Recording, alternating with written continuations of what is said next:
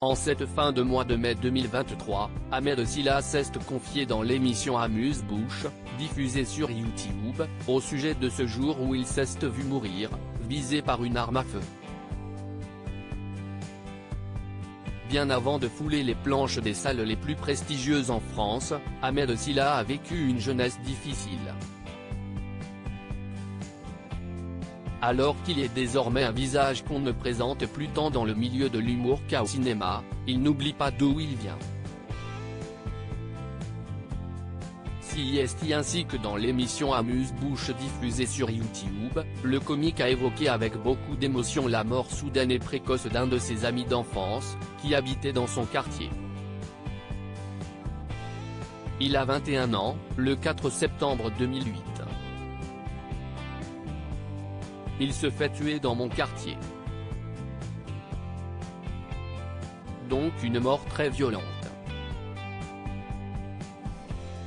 On n'a jamais vécu ça, je suis en train de faire mes courses, on m'appelle et on me dit, ouais, gros, il s'est passé une dinguerie, Toko il est mort. Il s'était fait tuer par des gens avec qui on avait grandi. J'ai failli le rejoindre quelques années après, a relaté Ahmed Silla, submergé par les larmes. Les années passées, Ahmed Silla commence à fréquenter les mauvaises personnes, de son propre aveu.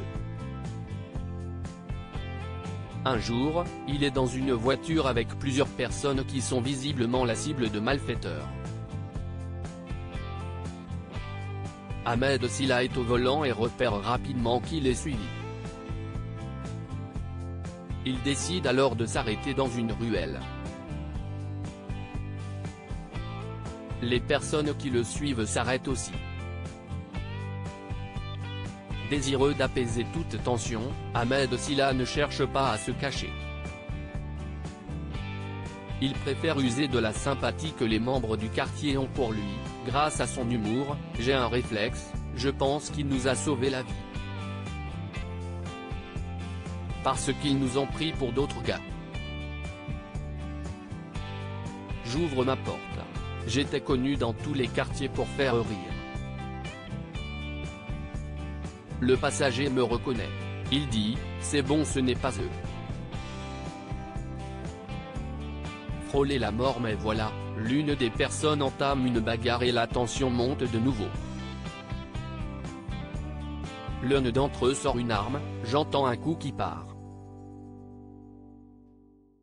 Le gars, il tire au fusil à pompe sur notre voiture et je suis tétanisé.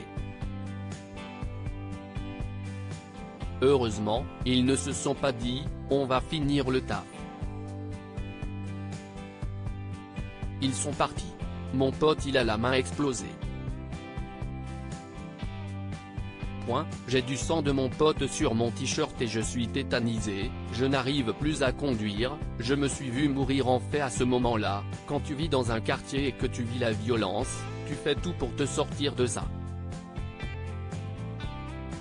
Une terrible anecdote qui a beaucoup ému Ahmed Silla, visiblement fier d'avoir choisi un autre destin pour lui-même.